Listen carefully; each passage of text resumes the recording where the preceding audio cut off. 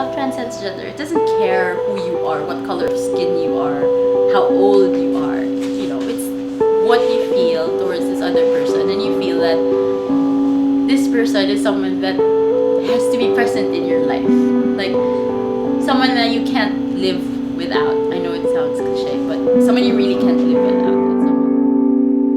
Somehow, it's like, you know, of course, since her sister Regine, Jin, she was my classmate, she introduced Anne. She said, Anne's my sister, my twin sister, which somehow it didn't register that, okay, they're twins. So I just thought, yeah, it's just a sister. And, you know, so eventually, like, during dismissal times at school, there are times na nagkukwento about what's going on sa classroom namin, because so much fun things happen in my class, and her class is boring. Pakwento. So nagpapakwento lang siya sa akin, like, oh, what happened to your class, you know. So okay lang yun. And then what happened was, well, it's funny because she let her sister call me up sa bahay and, you know, make pakwento sa phone. So it all started like with a phone call.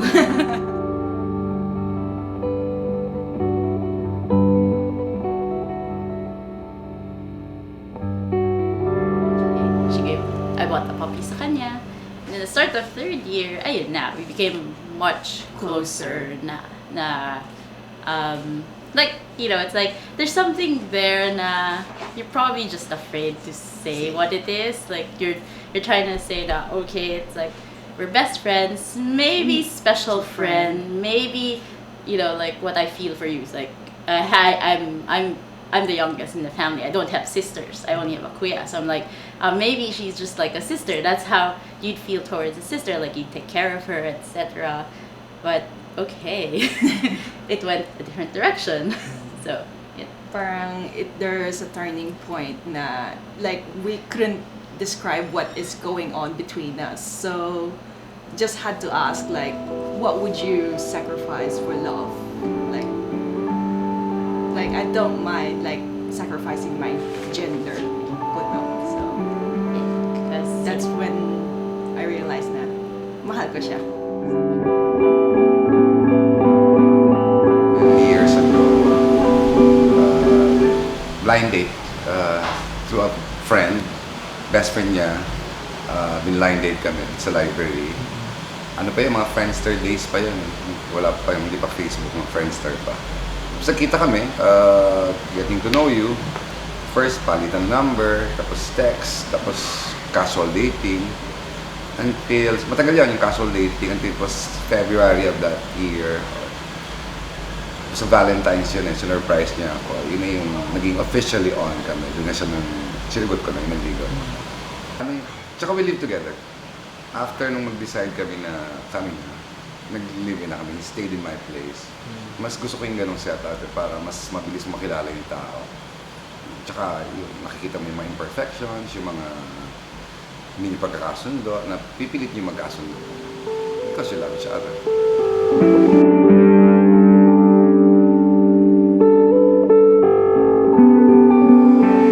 Wala kaming natanggap na ganyan or wala akong na-experience na ganyan. Siguro we're just very lucky na in-open namin kaagad na kasi nung una dapat itatago namin yung marriage. Sabi ko ba, bakit natin itatago? Kung itatago natin, hindi tayo proud sa gagawin natin. And we feel na mali yung ginagawa natin. So, ba't natin itatago? So, we came out in the open. But loving should be open. Hindi siya dapat tinatago. Feeling and emotion. is that, you know, it's like Ireland is a country that's very, very Catholic, and it's surprising that 60% or even more voted yes for same-sex marriages. So I'm thinking it's like, you know, for a country to be so Catholic, to vote yes, it's a big deal, because what's really there to say that two people can't love each other? Like for me, I think, although my notion may be wrong for others, It's your opinion. yeah, it's my opinion. I'm thinking, well, if God just, you know, if God made man and woman should stay together, then okay, but why are there They're gay us. people? So I guess God created us too, and, you know, it's just basic probably in line with what Anne's belief was a while ago. Like, we're just pretty much two souls, and we're just pretty much souls put into a body of a girl, put into a body of a guy, and it's all about breaking that boundary. Love is just transcends gender. So basically, same-sex marriage for me is like, why will you stop two people who love each other, who are committed to each other?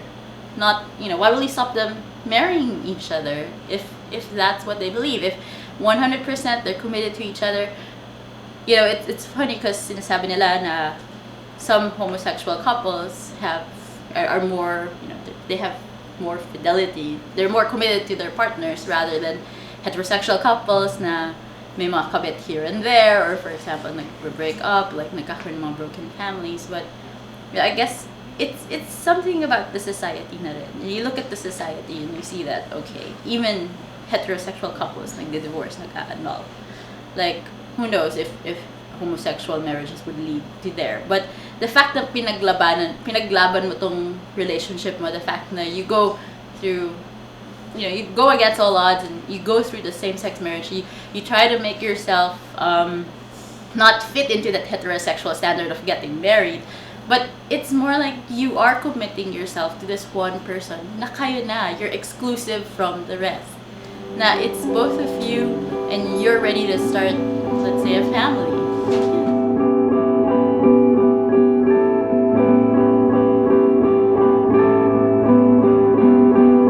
Here in the Philippines, in Taft Avenue, there is a new church whose pastor belongs to the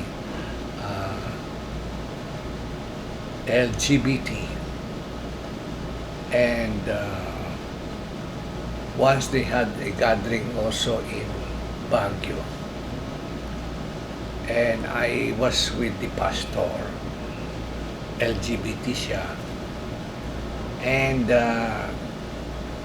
they solemnize what they call Holy Union.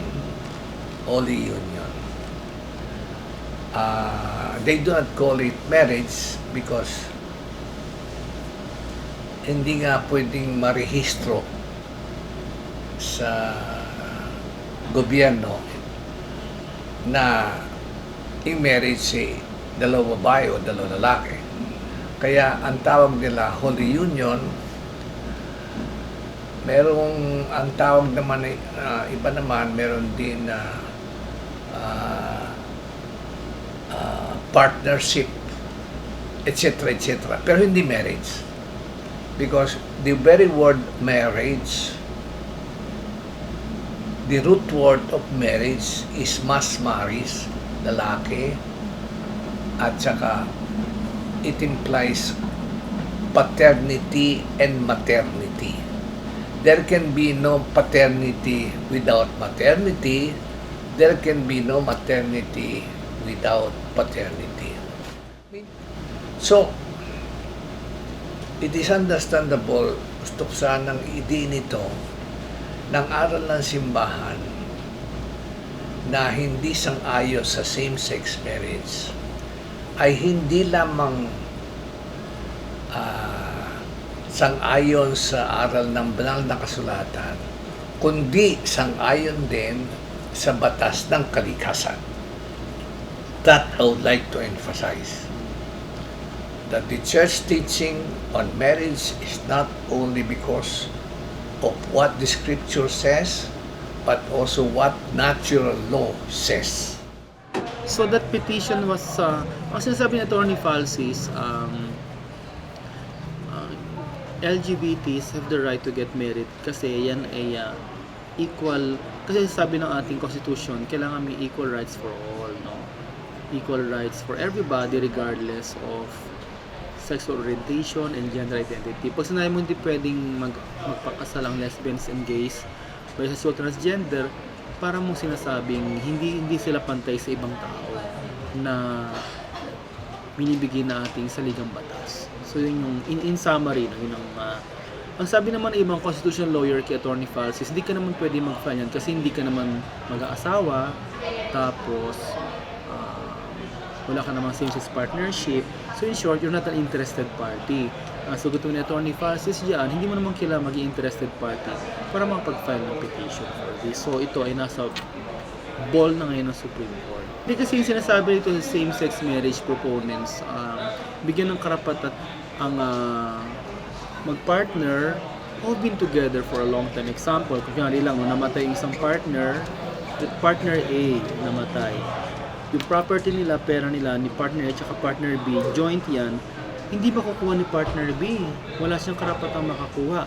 Kung may last will and testament naman si partner A, makukuha ni partner B, minor shares lang, minority lang. Yan ang sitwasyon. Tapos, is pang kaso, pag namatay si partner A, si partner B, wala siyang karapatang mag-arrange ng funeral arrangement. Tapos kung nasa ospital pa, wala siyang karapatang magdesisyon kahit partner niya na yan. Wala rin siyang karapatang tumanggap na insurance benefits. Wala lahat. So, yung merong sa heterosexual partners, wala sa homosexual partners. So, yun ang sasabi Attorney Francis na hindi patas yung batas. Kaya siya nag-file niya sa Supreme Court. So, gaano po ba ka-timely yung naging action ni Attorney Francis? Hirapan pa siguro hanggang sa ngayon. Ewan ko lang, pero whether it will pass or not, I will not want to predict, no? Ang tingin ko lang, medyo mahihirapan makapasa. Mahirapan makapasa yung same-sex marriage at mahirapan din makapasa ang divorce law. Whether ultimately it will pass or they will both pass, hindi masabi. Pero sa ngayon, I'm talking of today, this morning, June 2015, 2015, mukhang mahihirapan pang makapasa. Pero who knows, in the near future, baka sakali. Sana ma-approve. Sana maging maganda yung resulta. Kasi ano masama kasi loving a person is not really bad. Kung nagmamahal kayo ng kotse, nagmamahal kayo ng cellphone, magmahal kayo ng tao. Just celebrate yourself for who you are. You're not supposed to, just try not to please too many people and try not to fit into the norm. It speaks as well for heterosexuals. It's like, kung sino ka, what you're doing, enjoy who you are. You're to say what you want to do with life, and pretty much don't let others, force you into something that you don't really like, or don't change yourself just to fit the norm. Like, celebrate your individuality, pretty much. Just love that, whether a guy or a girl, love is love. There's no other way of saying that. There's no one should dictate sino dapat yung mahalin mo. Like, kung mahal mo talaga yung tao, go for it. Usa ka masaya. Because whether na sabihin nila na hindi nila gusto yung tao na yon, kusang ka masaya, really. The point is, you're loving this person for yourself. For yourself, not for your family, not for your friends. Who cares about them? As long as you're happy.